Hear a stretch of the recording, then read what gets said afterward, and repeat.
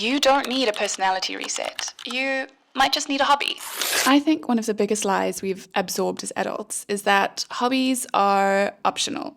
Like, they're cute, but unnecessary. In fact, I think the opposite is true. I think that now more than ever, hobbies are essential. Hi, I'm Melissa. I'm on a journey to romanticize life and build something beautiful from the inside out. If you want to join me, I've challenged myself to make a YouTube video every month of the year for 2026, and this is video number 5. But without any further ado, let's dive right in. So here's the problem. We only work and scroll. A lot of us wake up, work, scroll. Somewhere in between all of that, we eat something. We work a little more, send some emails, we eat again, have a shower, scroll again, go to bed, and get ready to repeat the whole process tomorrow. And somewhere along the way, we stop doing things just because we enjoy them. It feels like everything has to be productive now. If it doesn't make money, build a brand, improve our body, or optimize our life somehow, it feels kind of pointless. What's the point, Ventura? Only this?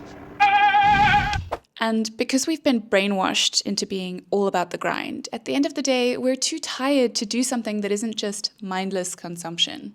But humans weren't designed to just consume and perform. We're built for creating, exploring, and playing. So in today's Coffee Time chat, let's talk about why hobbies matter, now more than ever. Point 1, identity. When you don't have hobbies, your identity becomes very fragile. You're either your job, your relationship, or your productivity. And when you try to tell people who you are, you don't have much to go on. But you don't need a personality reset. You probably just need a hobby.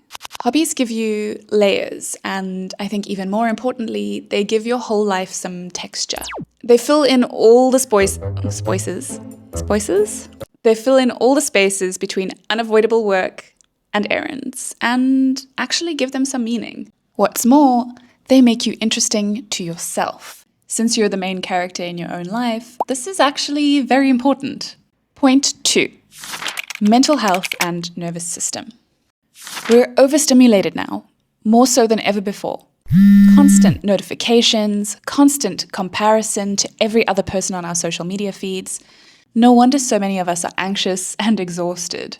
A hobby slows your nervous system down and gives your brain somewhere soft and safe to land. One of the most underrated reasons why hobbies matter is because they allow your brain to enter something called flow state, which I'm sure you've heard of before.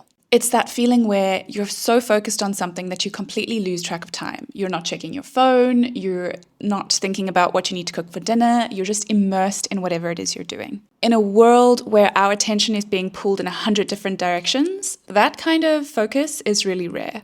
Flow state gives your brain a break from anxiety and comparison. It quiets the noise and reminds you what it feels like to be present instead of distracted. And that can feel really good. It's also really important because the more time you spend in your flow state, the more grounded and present you start to feel in other areas of your life as well.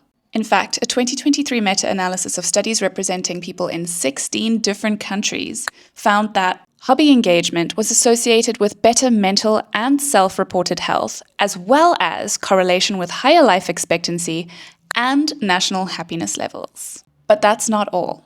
Point 3, hobbies build quiet confidence. Another way that hobbies differ from careers is that having a hobby doesn't mean you're necessarily very good at whatever it is you're doing. And there's something really powerful at being kind of bad at something, but doing it anyway. Hobbies remind you that you can learn, that you can improve, that you have free will.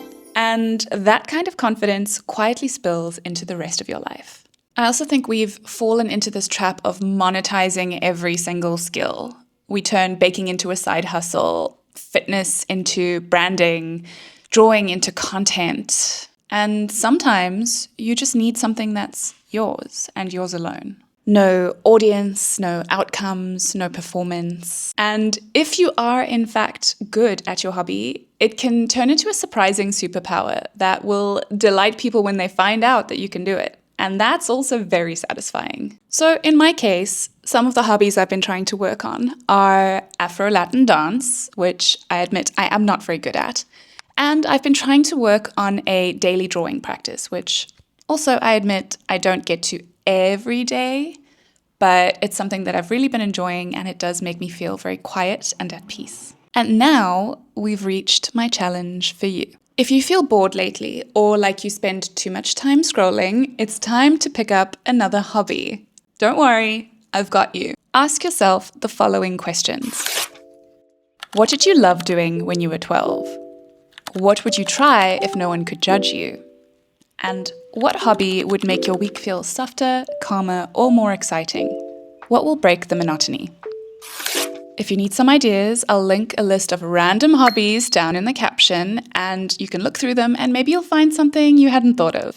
Over the last while, I've realized that building a life that I love isn't actually about big dramatic changes like moving house or moving cities. It's actually just about making small, meaningful changes to everyday life. And taking the time to focus on and develop my own hobbies has been one of the most meaningful changes. If this video resonated, give me a like or a follow, or let me know in the comments. I'll be sharing more about romanticizing my life and building a life that feels meaningful from the inside out, and I'd love it if you'd come along on the journey. So, if you will, I'll see you on our next coffee date.